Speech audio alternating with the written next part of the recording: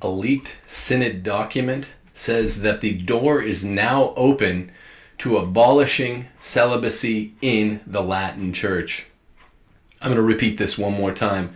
There will not be a creation of an Amazonian rite. People, good afternoon, good evening.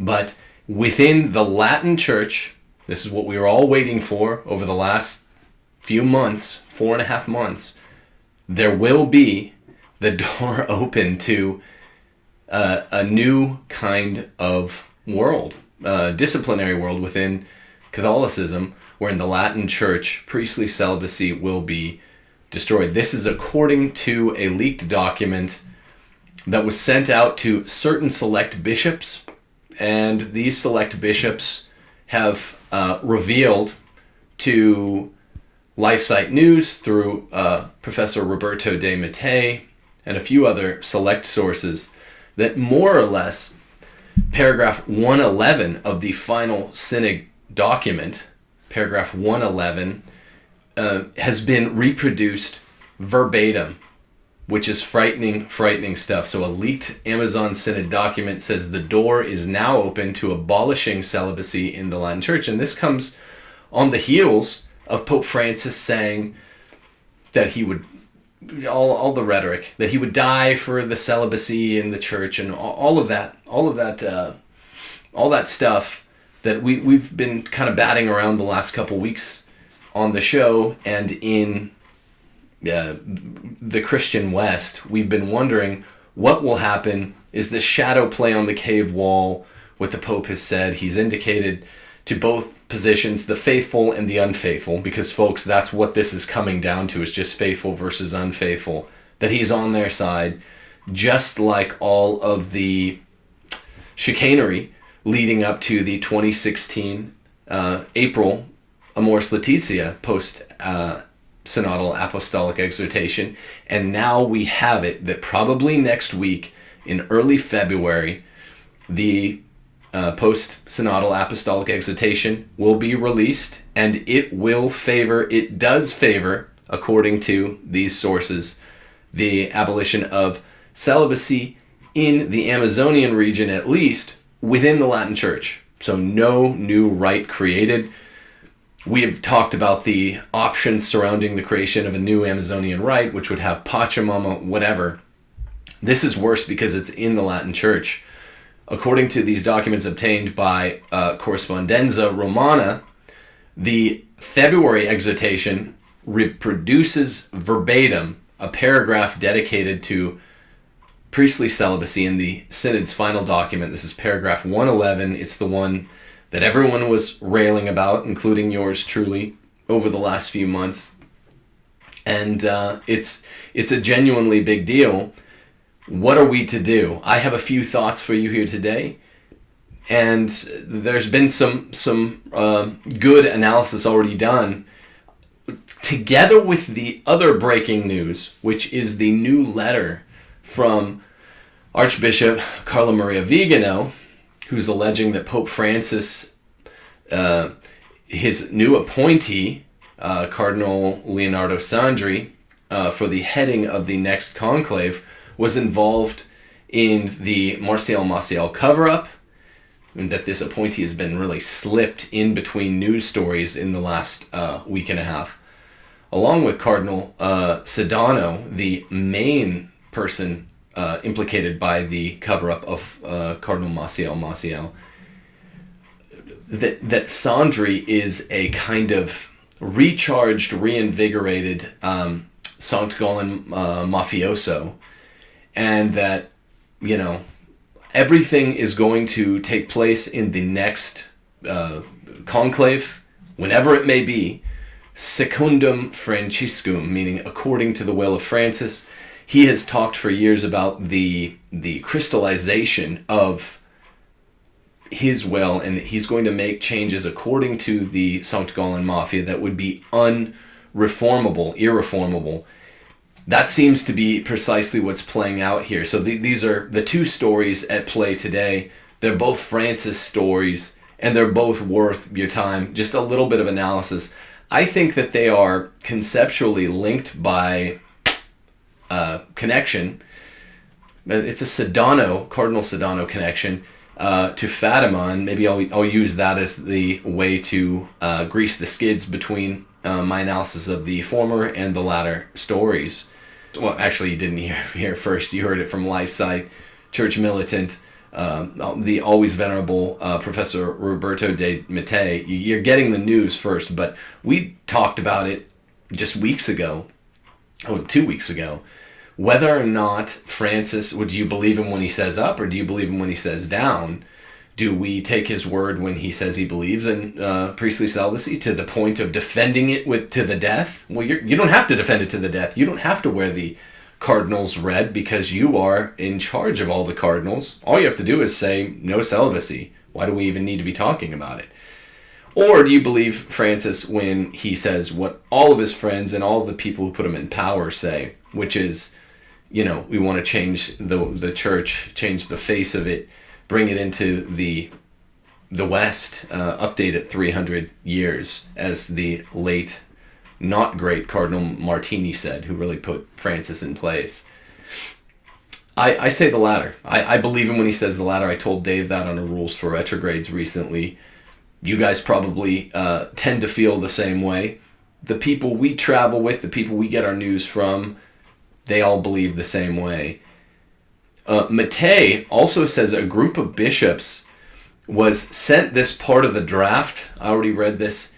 And the important thing is that none of the bishops that were sent the draft, we don't know what the select group was, presumably friends of Francis, were all sent just the same piece. And this piece makes it confirmable that priestly celibacy will be suspended, at least in the Amazonian region. Well, I want to read from you really quickly. This is the best way to think about it, actually, rather than going into analysis. When reading from the playbook itself should do the trick. Cardinal Claudio Humes, who really is understood to have run the Amazon Synod in October for those 3 weeks, he said this was late last week: there should be rules observed for the promulgation of the Pope's new apostolic exhortation. Forget all the news from today or the last couple of days. Just listen to Cardinal Humes and what he says in preparation for the release of the exhortation, probably the first week of February. You ready for this? This says everything that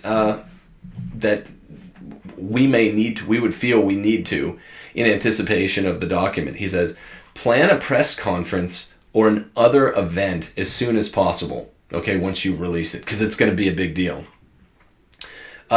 Present the exhortation in your area with an indigenous representative, because you're going to need to, this is me subtexting, you're going to need to massage this. They're doing something major with it. Bring in responsible pastoral experts, an expert on environmental issues, and a young person, get this guys, engaged in youth ministry. And he also ventured to say that, the faithful bishops in the world will be with Francis as this thing is released, the exhortation. The faithful bishops in the world will be with him. Presumably the unfaithful bishops, those like Benedict, Cardinal Sarah, the usual suspects, probably including Cardinal Burke, the ones who want to stick to the Catechism of the Catholic Church, the Magisterium, the teachings of tradition and Scripture together, these ones are widely expected to be against whatever surprises of the Holy Spirit are released in the document. This is trouble. I mean, you can believe Cardinal Humes, or you could believe the copacetic outfits that are saying, oh, this is going to be okay. Pope Francis is going to affirm celibacy. So I believe the apparati of common sense and the sort of opposition cardinals in favor of abolishing celibacy, which all indicate there is a revolution coming. It's coming down the pike, and it's get ready, folks. That's what they're saying. So one thing that I think a lot of people miss in all of this, because there are so many moving parts to this mess of a world situation we have, this mess of kind of pinball machine that Francis is taking it apart, and we're going to have to put it back together, or do our best. Witness the plurality of existing rites and disciplines. It is written in, I believe, paragraph 111 of the final synod document. Witness the plurality of existing rites and disciplines. This passage is produced in order to put forward a kind of narrative which says, look, there's nothing that new about doing something new here, disciplinarily. Look at the plurality of existing rites and disciplines. They keep saying this stuff. So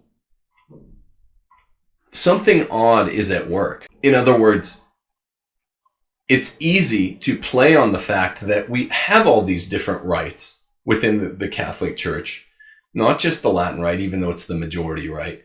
We already have a kind of pluralism that is, even though they're really minority positions, we already have the Anglican ordinariate. We already have all these mini exceptions to the rule.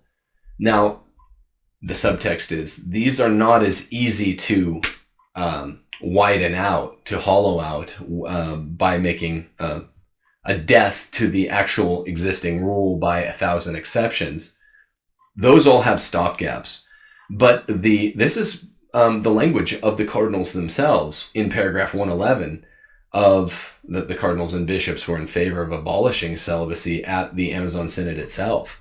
They're saying, look, it's just one more thing. And yes, we're going to obviously make hay out of this, and we're going to push it a lot further. It's to be understood. That's why, after all, folks, it was essentially open season on Cardinal Sarah and Pope Emeritus Benedict when they simply asserted, along with really 1,600 to maybe all 2,000 years of church discipline, that the situation really needs to be affirmed of priestly celibacy. Well, they all went nuts. So I know that there are people out there, faithful people, that keep hoping to steal victory from the jaws of defeat and say, oh, I know the Amazon Synod went bad. Even there's a doubt, a skeptic of skepticism in myself as well. It's not a very loud voice that says, look, I know the Amazon Synod went bad. I know we figure we don't really have Pope Francis on our side with respect to being out of the corner of tradition in favor of, the old order of the church.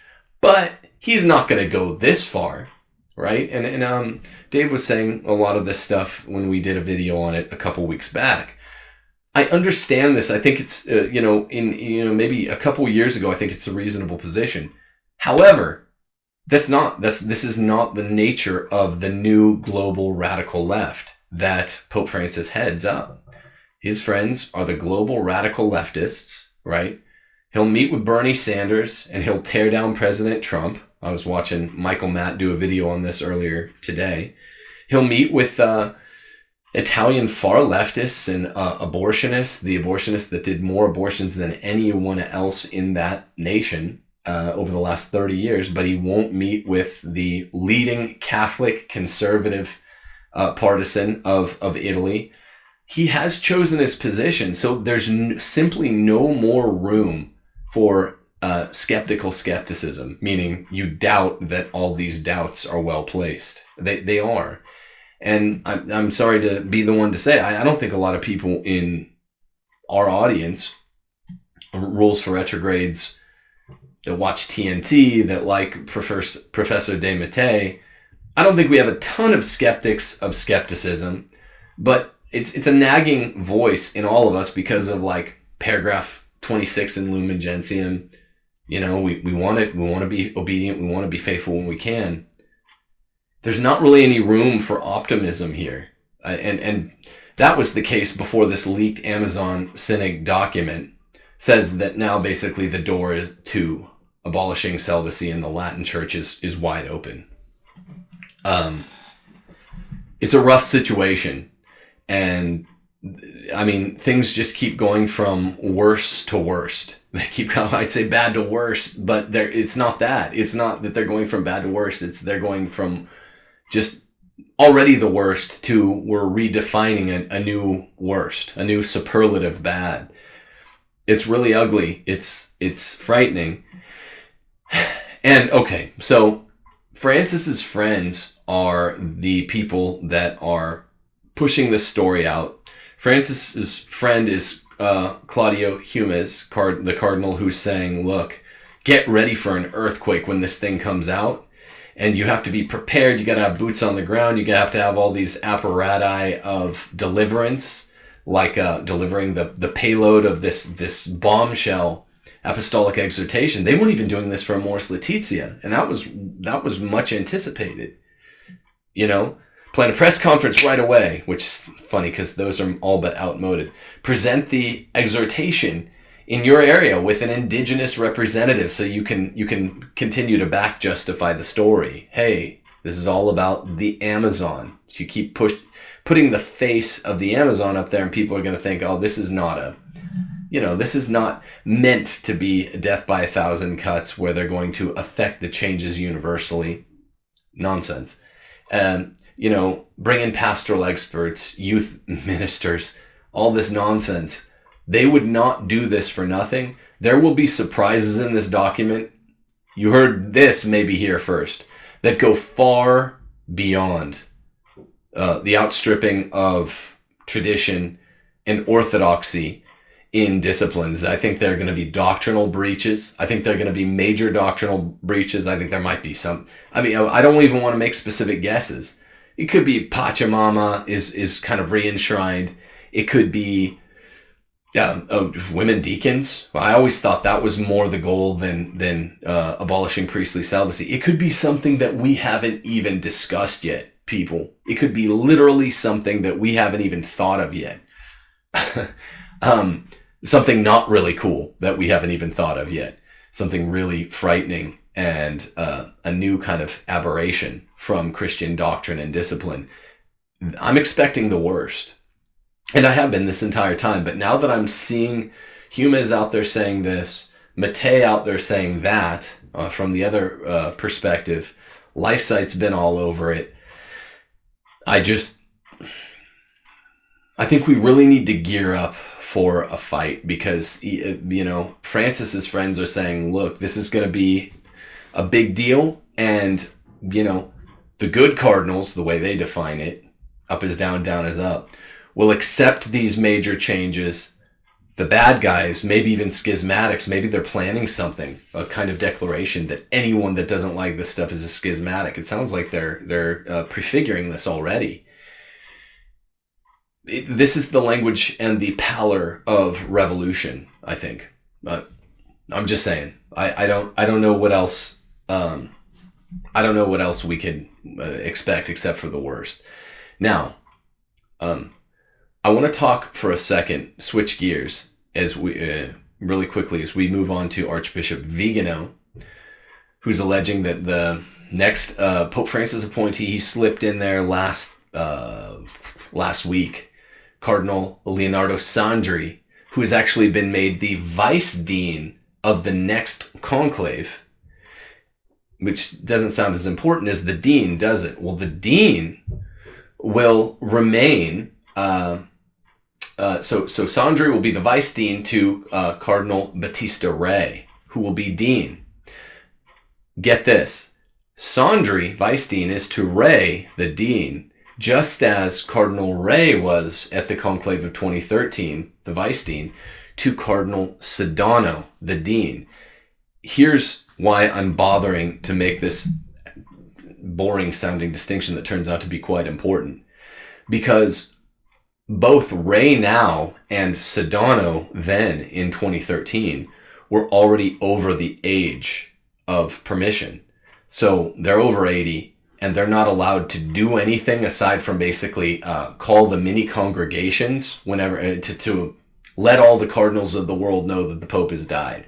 It's a formalistic kind of ceremonial position. The vice dean, when you intentionally nominate as Pope, a dean that's already over 80, then what you're doing is you're really giving all the power to the vice dean, which is what was done in 2013. Sedano was already like middle 80s. He was like 85. I think he's 93 now. So he's 85 or 86. Ray was given all the power then. And now Ray is the dean. He's re-nominated by Francis. And yet Cardinal Leonardo Sandri will be the guy. Now, Sandri has always been the right-hand man for the last several decades anyway, to Cardinal Sedano. Okay, so this is all important because there's a clear blue line from Sedano to Ray to now Cardinal Leonardo Sandri. And the way that conclaves work, the little we really know about them that's concrete, is the dean or vice dean, whoever's actually running it, in this case the vice dean in 2013, the vice dean, has quite a bit of power in terms of effectuating the outcome and the gathering and the way the voting happens. So, I mean, it's so much so that that Archbishop Vigano, the good Archbishop, says, he titled this letter, "The Faithful Have the Right to Know," about a so-called masterpiece of deception. Because, I mean, look, most Americans and most people in the West don't even know about federalism or the system of their own government, let alone, obscure bits of politicking through the nomination of a dean that's past the age of allowance, and the vice dean is the de facto dean at a future conclave that's we don't even know, what time period it'll be. We don't know if Francis could live another 10 years.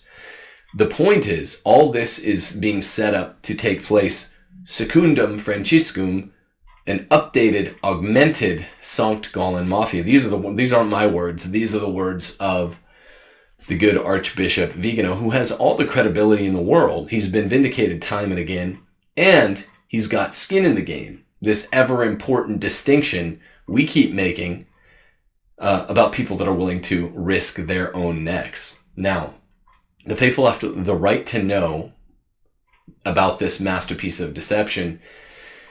Here's the connection between, I think, the leaked Amazon Synod doc and this other story about a frightful kind of reinvigoration of a new Sankt Gallen Mafia, a perpetuation of Francis's pontificate, Francis Part 2, which he's setting up to get, whether it's 5 years or 15 years.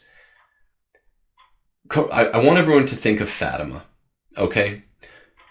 The reason that the third secret of Fatima remains so allegedly controversial. I don't think it's controversial at all. I think it's plain as day what happened with the third secret of Fatima. It was supposed to be released in 1960, was eventually at least partly revealed in 2000. This might sound abrupt, but there's no way of really making the transition, but just jumping into it.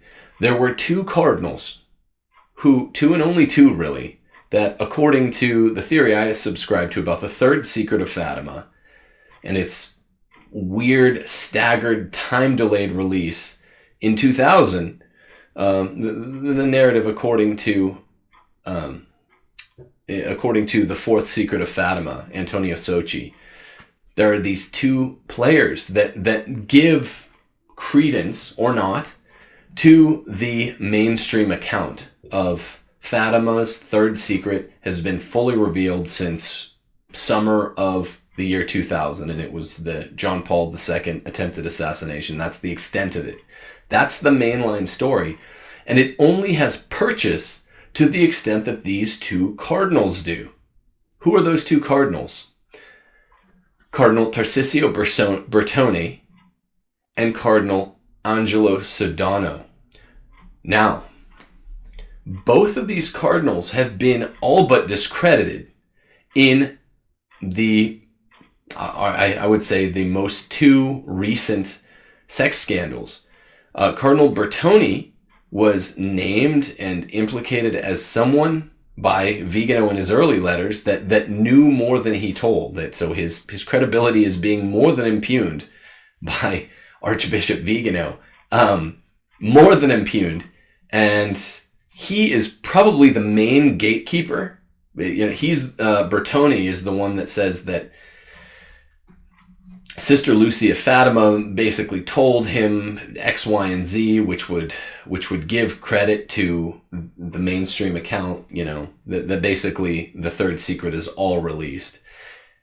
The second main gatekeeper, according to this primary narrative, is Cardinal Sedano. Now, when Vigano has dirt on both Sedano and Bertoni. Sedano has all but been complicit in the cover-up of Martial Maciel, and he was talking about it fully in this letter. There was a good bit of information packed into what Vigano's most recent letter, Faithful Have the Right to Know, that I did not even know. And I've looked into Sedano. I've done shows on him with TNT. I've done shows on him, or at least shows that entail details of his life on Rules for Retrogrades. So Cardinal Bertoni was involved in an unflattering way, in a really discrediting way, in the recent events of the church involving Theodore McCarrick. Sedano was the key cover-up man in the story of the unfortunate story of Cardinal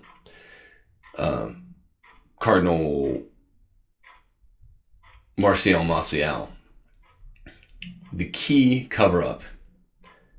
Now, let me go on. The connections will become, I think, a little clearer as we do. Francis's approval of this new vice dean, who will be the real gatekeeper at the upcoming conclave, whenever it may be, whenever Francis passes on or retires, quote unquote, has gone almost unnoticed, and yet conceals a devious strategy, a more effective appointment, according to Archbishop Vigano, of a vice dean acting as a dean.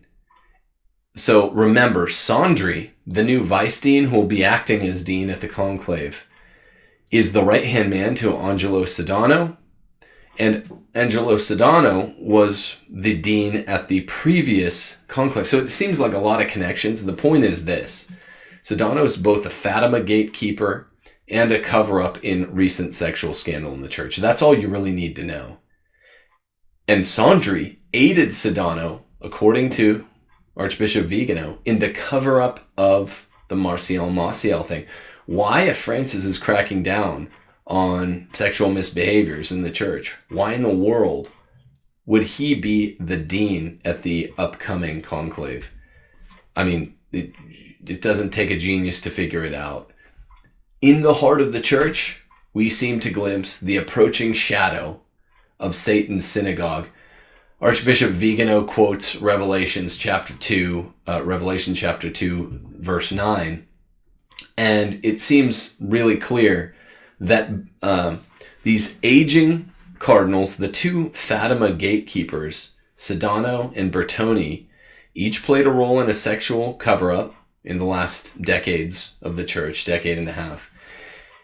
And while I care about what Archbishop Vigano says, and I care about the implications that he's pointing to me, we need to step back even further, zoom out even further, and say there are really only two men alive who give us real reason to not trust the mounting evidence of the third secret of Fatima being, for the most part, still unrevealed. And that's Sedano and Bertoni. And both of them have been proven to be dishonest, outright liars. Remember when Vigano says these men are lying shamelessly about these sexual cover-ups. It's bad news. It is if you want to give credence to the mainstream account of the third secret of Fatima anyway. I'm thoroughly convinced that there's at least part of it that's unrevealed. There's tons of circumstantial evidence saying the opposite. So I say, okay, fine. Look, the Amazon Synod doc is now leaked. It's bad news. It's a loss. It's a solid L. There will be an abolished celibacy in the Latin Church. I say it's a loss. I think it's indisputable that the next papal conclave is going to give us a new pope, Secundum Franciscum, according to Francis's will. It's going to be a reinvigorated, updated, augmented Sankt Gallen Mafia. Okay, that's another loss. That's another big loss. If we take Vigano at his word, he's one of the good guys who knows more than maybe the other ones, even Burke or Cardinal Sarah, where the bodies are buried, so to speak. Hopefully that's just an expression. But I take him at his word. So 2 big losses there. We'd see the death of celibacy, and we're going to see the death of any hope of a faithful new pope, a pope like Sarah. He was, among a lot of Vaticanistas in Rome and some of my mentors in Rome, he was the high hope that we were all cherishing as next pope. We saw with each new consistory of cardinals where Francis makes new cardinals, he's just making them in his image, and he's nominating the cardinals at a greater rate than cardinals are dying. So the odds have been growing longer and longer as we go on. So we knew it's going to be a loss anyway. But I say zoom out even another 20,000 feet, already high in the atmosphere. Zoom out a bit more, people. And what we can see is that there is really good reason to reassessing the third secret of Fatima, which I've been doing lately. I hadn't thought about it a ton in the last 9 months.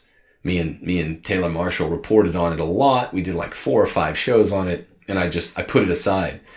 But now I'm thinking Sedano is a cover-up man, lies and lies shamelessly. Bertone, a cover-up man, lies and lies shamelessly. And these are the 2 primary gatekeepers, the only people that are out there really strongly saying, circa 2000, that the third secret of Fatima is fully revealed. All the other evidence suggests otherwise. And if these 2 guys can essentially be nullified as witnesses, right? They're either hostile witnesses or they're just, discredited witnesses. I think they're kind of both.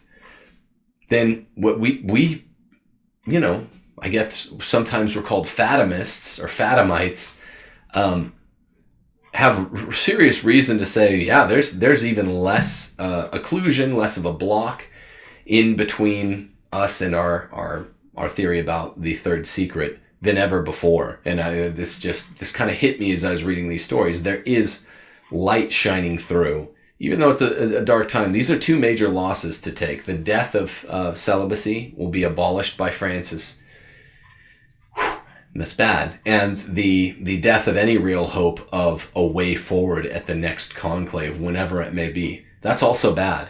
A new Sankt Gallen Mafia, according to Archbishop Vigano. I wish I understood a little more what he meant by that. I would love to have him on this show, obviously. I would love to be able to just ask him to elucidate a little bit more clearly. Why throw some of these terms around? Why would you say this is another Sankt Gallen Mafia?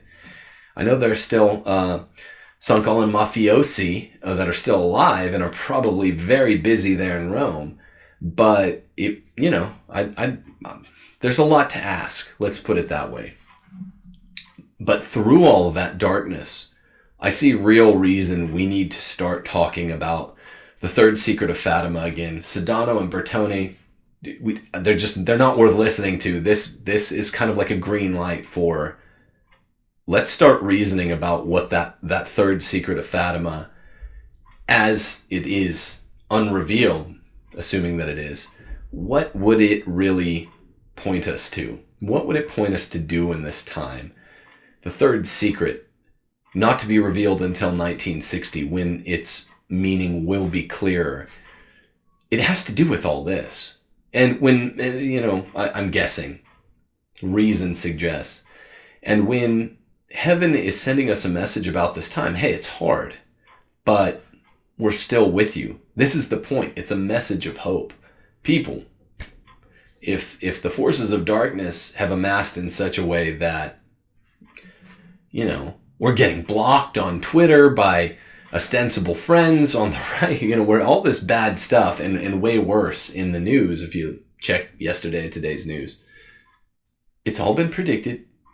It will all be calm like the sea beneath the waves, not nearly as tumultuous, and things will be all right in the end. That's the message I take away from the news. And I think this is the message you should take away too. I read Sedano, I read Bertone as, okay, if they're credible, then I would seriously have to double guess my own moral and metaphysical and logistical formulae regarding Fatima. But now the more I learn about both of these guys, I just think, wow, it's almost a shame to be right about some of these issues, but in another way, it's a consolation. So God be with all of you. God be with us. Breaking news is pretty much always bad out of Rome now, but let's not play. We knew all along that this was going to be a bad day when the Exhortation came out. It looks like it's a few days away.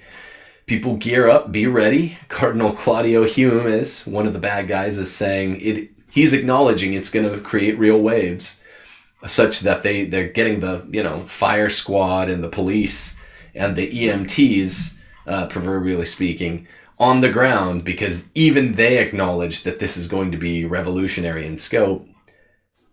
They're not playing. This is not good. Don't let the skeptical skeptic in you come out. The skeptic of skepticism come out. This is not the time for it. This is really clear.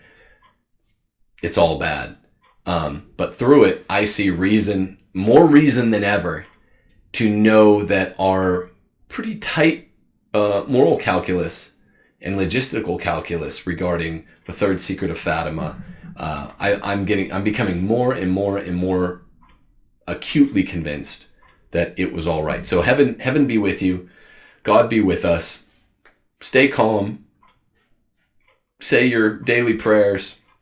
Fast. We had Dr. J. Richards on reminding us to fasten your prayers, and things are going to be okay. Live in the sacraments, obey the commandments, not only the Decalogue, but avoid sin, avoid occasions of sin, and things are going to be all right.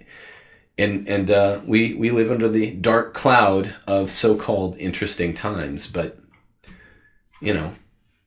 what else is there? We could live in boring times and probably be a lot better, but we don't have a choice anyway. God be with you all, and we will be back with you with more Rules for Retrogrades episodes next week. We're going to have some interesting guests for you, and I look forward to seeing you then.